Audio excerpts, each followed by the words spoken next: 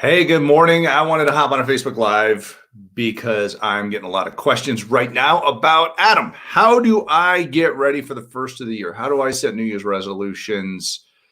And I wanted to quickly talk to you about that because a lot of the people that are on my Facebook pages ask me that. We have a lot of what do I do? What do I look for? Things like that. Everybody wants to get better. 2020's been a rough year. Everybody wants to get better. But the reality is, how do we get better? We get better by taking action. But we also have to get better by eliminating some things, right? Hey, Deborah, Merry Christmas. Daryl, good morning. Merry Christmas, my friend. We got to get rid of some things in our lives as well as add some things in order to get better. And I wanted to hop on today because there are three things that I want you to look for. And I have a project for everybody. Don't get overwhelmed. It's an easy one. It's actually self-reflection project between now and the end of the year. And this will help you.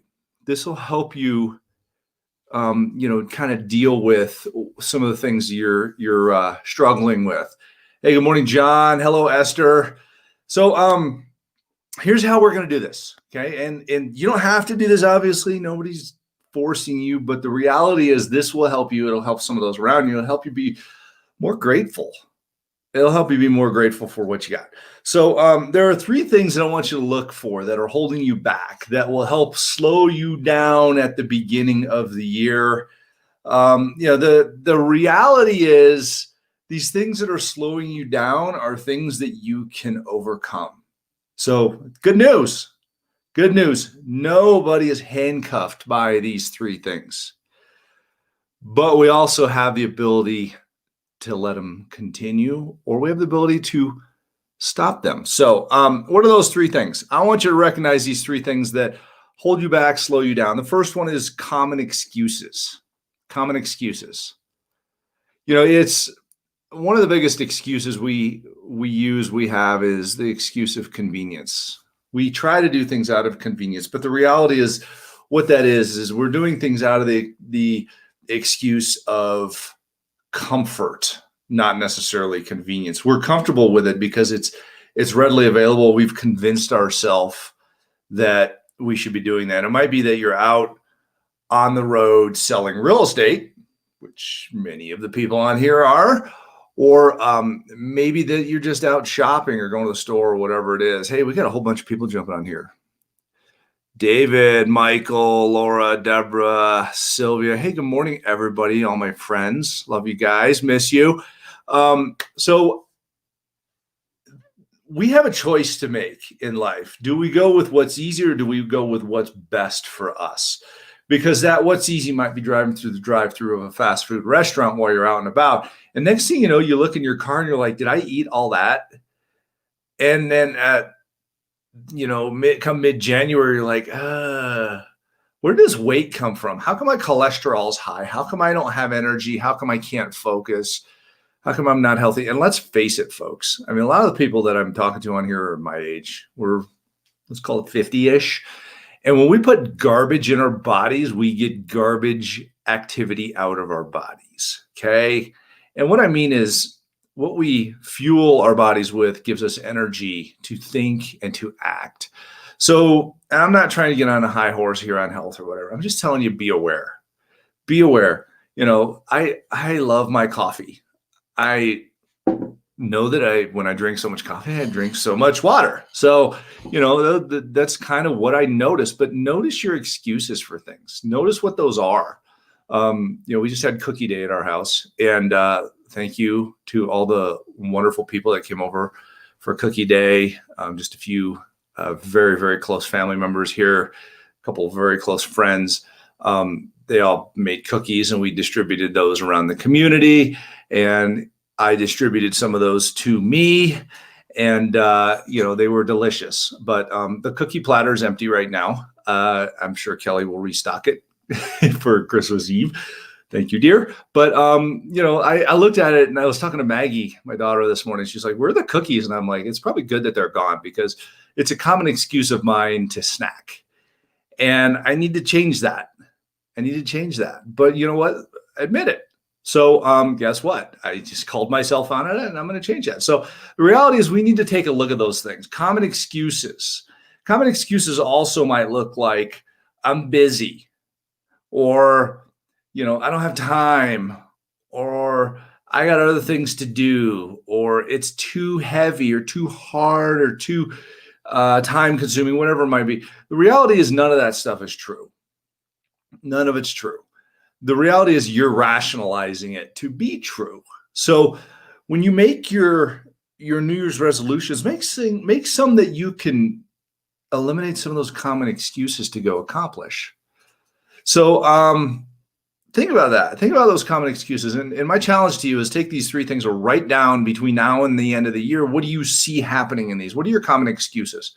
Anytime you say but or something like that gives you a bridge to an excuse, write it down.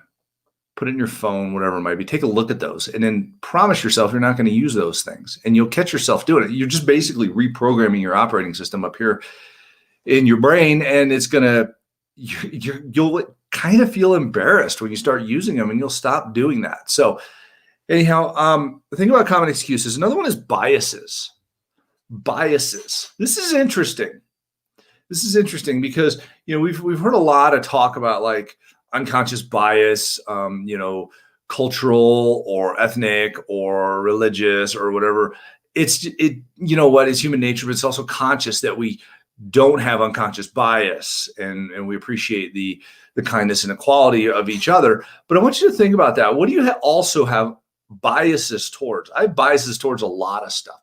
I mean, I was at the gym today. I was watching people. I love watching the psychology of people, and I noticed that certain people stay away from other people. You might have this big muscly dude, and people who are new to the gym have this bias that person is like, mean and tough, and they're going to intimidate them, things like that. Go talk to them. When you see them in the morning, say, hey, good morning. And I know we don't get to see our smiles as much, but people can see your smile through your mask at the gym. Just say hello to people. The best way to overcome biases is to talk to people and embrace them as human beings and be kind to them. Just like somebody who's on the roadside with a little cardboard sign that says, hey, I need a few bucks. Do you have a bias against them? Maybe you've had an experience that wasn't pleasant with somebody doing something, but maybe, just say hi and give them something. I mean, it was interesting. The other day, the garbage man was coming, and Kelly went running out front as quickly as she could. She's like, wait. And gave him like all these treats and a card, and we gave him a tip and things like that. And we're like, thank you for all you do. And a lot of people are like, that's the garbage man. You're like, yeah, he's our friend. We see him all the time. And, but you have these biases towards different things in life. Some people have biases towards somebody because of what kind of car they drive, or the clothes that they wear, or the way that their hair is cut, or the way that they talk, or something like that. Just find anybody you can and be kind to them. Find anybody you can and be kind to them and see how that changes biases. And we also have biases towards other things, non-people things. Like, let's take Brussels sprouts, for instance. Kelly is like, hey, you got to eat these Brussels sprouts. I'm like, I don't like Brussels sprouts. And I'm thinking to myself this morning, I have a bias towards Brussels sprouts. Maybe I should try those, and maybe they're really good. They're good for me. So, it's just, we program ourselves with these biases, and we need to get over those. So that's the second challenge, is write down your biases when you see them, when you notice them. The reality here is we have to notice things, but look for the biases in your life. There's biases in your business as well, why you do or don't do something a certain way. And those hurt your business or change your business, something like that.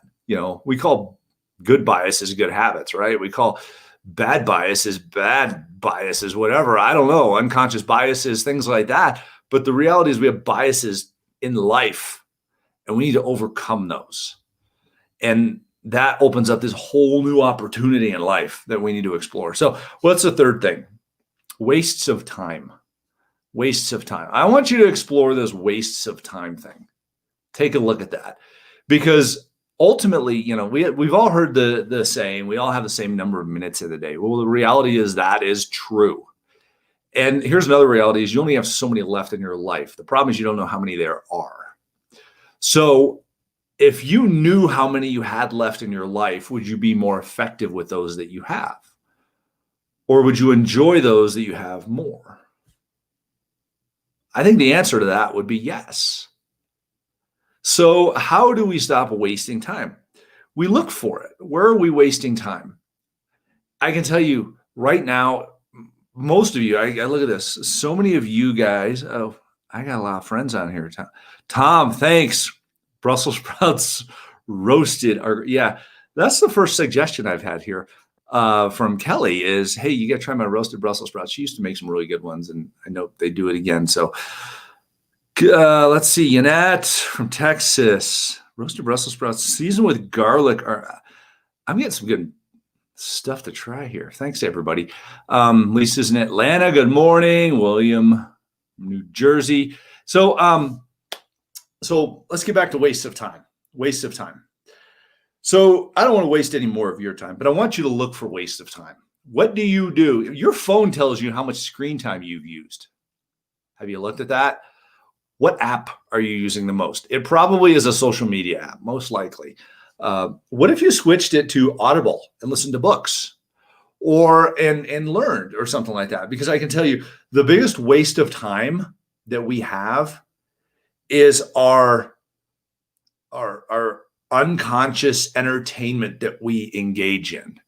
And we think that that is good for us, but conscious entertainment is better than unconscious entertainment. Unconscious entertainment is when you're just like trying to occupy your time doing something. Maybe you find yourself standing in front of the TV at the gym or in front of your iPad watching Netflix or something like that, and you just fall into it. Or hello, how about TikTok or something like that? I mean, how long have you spent on those things? Let's stop wasting time. And what if we applied that time to something productive each day? Maybe we reviewed our goals, or maybe we rewarded ourselves by going to TikTok and looking at that after we reviewed our goals and tried to accomplish things. But the reality is, if we identify what wastes our time, we can get time back. It's like figuring out where you're wasting money. You can get money back that way, right? You can save or spend less, so spend less of your time. Simple. So think about those three things when you're doing your New Year's resolutions, okay? What are the common excuses that you're using? What are your biases? And what are your wastes of time? Those are all three key things. And think about those in your business and then apply them to a simple matrix. And I'm going to throw this in there. Bonus piece. Hey, here we go. What do you start doing? What do you stop doing? And what do you continue doing when you identify those things? So put them on a start, stop, continue grid. Identify those three things, put on a start, stop, continue thing or grid, and let me know what you come up with. So I'm out of here. This has been 13 minutes. I'm getting to work. Have a wonderful day, everybody.